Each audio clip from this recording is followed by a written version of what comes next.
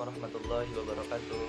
Halo teman-teman, di video kali ini saya dan teman-teman saya dari kelompok 2 mata kuliah Tafsir Maudhui dengan dosen pengampu Bapak Dr. Andi Hadianto SPD MA, Prodi Pendidikan Agama Islam, Fakultas Ilmu Sosial, Universitas Negeri Jakarta.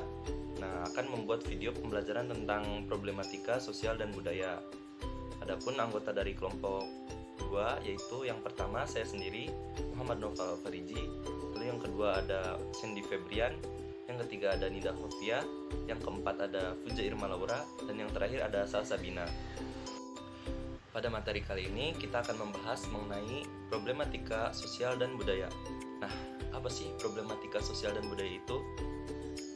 Sebenarnya problematika sosial dan budaya itu adalah suatu ketidaksesuaian antar unsur kebudayaan masyarakat sehingga menjadi suatu masalah sosial. Nah, untuk pembahasan selanjutnya mungkin akan dijelaskan oleh teman-teman saya. Bismillahirrahmanirrahim. Izin memperkenalkan diri, nama saya Nida Khofia.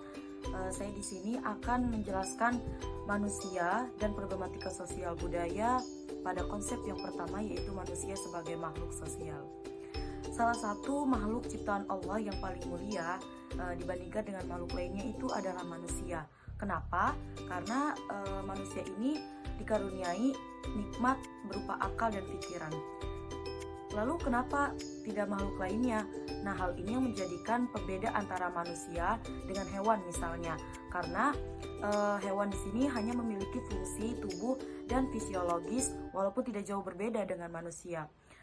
Selain dikaruniai akal dan pikiran, manusia juga dikatakan lebih mulia karena dengan adanya akal ini manusia itu dapat menghasilkan ilmu pengetahuan. Kemudian manusia juga dikaruniai budi dan budi atau perasaan untuk bisa menjadikan makhluk yang bermoral dan beretika. Dengan demikian, manusia ini merupakan makhluk yang diberi akal dan budi, nalar dan moral untuk menguasai makhluk lainnya demi kemaslahatan dan kemakmuran, menurut Ishak Haryanto. Kemudian, apa sih terjadinya penyebab utama problematika sosial budaya dalam kehidupan manusia? Nah, penyebab utama terjadinya problematika sosial budaya dalam kehidupan manusia itu adalah hawa nafsu manusia itu sendiri. Kenapa hawa nafsu? Karena hawa nafsu ini meliputi salah satu aspek di dalamnya, yaitu hegemoni materialisme. Apa sih hegemoni materialisme ini? Hegemoni materialisme merupakan tindakan ingin menguasai keseluruhan. Nah, tindakan ini terdiri dari kapitalisme, kemudian imperialisme, pragmatisme, hedonisme, dan narsisisme. Nah, apa saja pengertian dari kelima tindakan tersebut? Nah, yang pertama kapitalisme. Kapitalisme ini itu merupakan sistem ekonomi yang dapat memberikan kebebasan penuh kepada semua orang untuk melakukan segala sesuatu dapat memperoleh keuntungan. Kemudian imperialisme, sebuah kebijakan di mana negara besar dapat memegang kendali.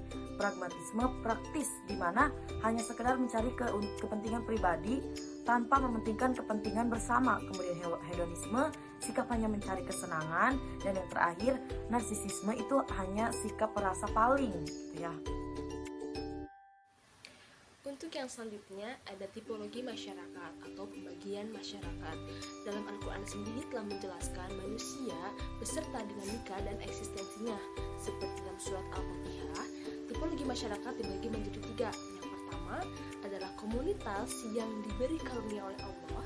Yang kedua ada komunitas yang dimurkai oleh Allah. Dan yang ketiga ada komunitas yang sesat. Yang pertama ada masyarakat yang diberi karunia oleh Allah.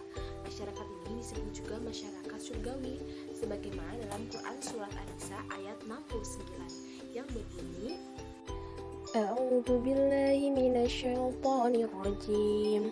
Wa may yuti'illaha war rasul fa ulaika ma'al ladzina 'an'ama Allahu 'alaihim minan nabiyyin was-siddiqin wasyuhada'i was-salihin وحسن أولئك رفيقا. Artinya, dan barang siapa menaati Allah dan Rasul Muhammad, maka mereka itu akan bersama-sama dengan orang yang diberi nikmat oleh Allah, yaitu para nabi, para pecinta kebenaran, orang-orang yang mati syahid, dan orang-orang soleh. Mereka itulah teman yang sebaik-baiknya.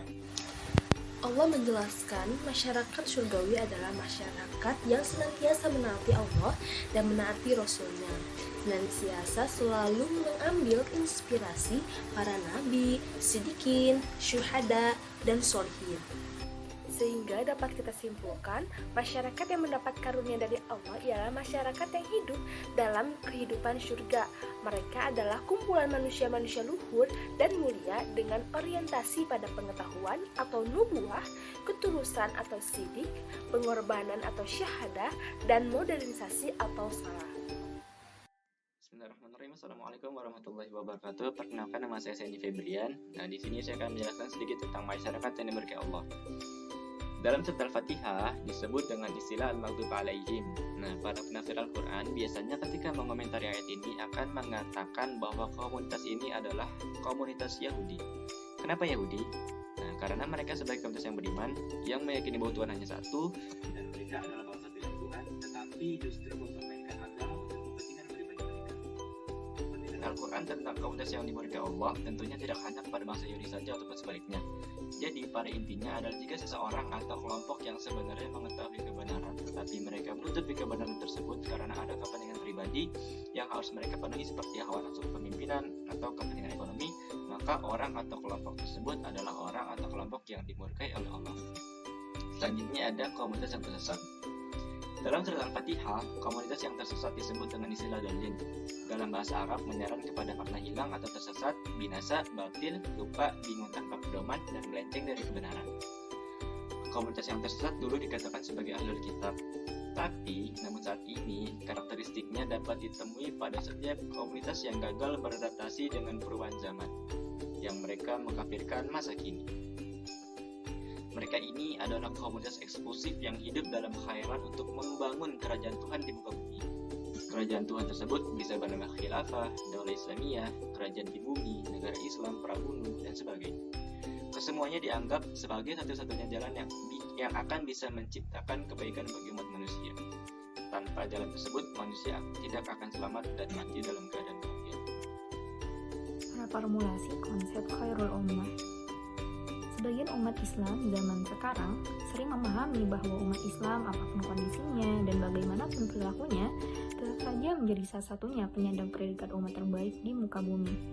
Predikat khairul ummah adalah hak milik mutlak umat Islam, bukan umat lain.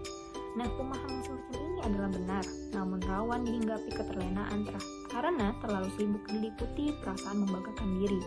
Namun dengan benarnya klaim tersebut tidak seharusnya menjadi alasan untuk kita mencaci maki, menyalahkan satu sama lain, sehingga menjadi penyakit seperti paham ikonoklasme dan demonisasi. Kuntum khaira ummatin ukhrijat lin-nasi ta'muruna bil ma'ruf wa tanhauna 'anil munkar wa tu'minuna billah. Walau amana ahlul kitab lakana khairan lahum minhumul mu'minuna wa aktsaruhumul fasiqun. Namun tak sekedar harus menghindari itu saja, umat Islam harus mampu dan menjalankan misi utama untuk mencapai derajat khairul ummah yang keempat harus dijalankan. Tidak boleh hanya menjalankan salah satunya atau salah kedua darinya atau salah ketiga darinya, melainkan kesemuanya harus saling berikatan. Keempat misi itu ialah pertama, ta'muruna bil ma'ruf. Bila umat Islam ingin mencapai status khairul ummah, maka kita harus siap menjadi umat yang terbuka, mengakui, mengenal dan mengapresiasi produk budaya umat lain, berorientasi pada pengembangan ilmu pengetahuan dan percaya diri. Umat Islam harus memiliki budi pekerti yang baik. Yang kedua, tanhauna 'anil munkar. Maka umat Islam harus menghindari sikap tertutup, mudah mencela dan menyalahkan, dan anti terhadap kemajuan sains dan teknologi. Yang ketiga, tu'minuna billah. Umat Islam harus mampu mengemban amanah Allah untuk mengembangkan peradaban di muka bumi.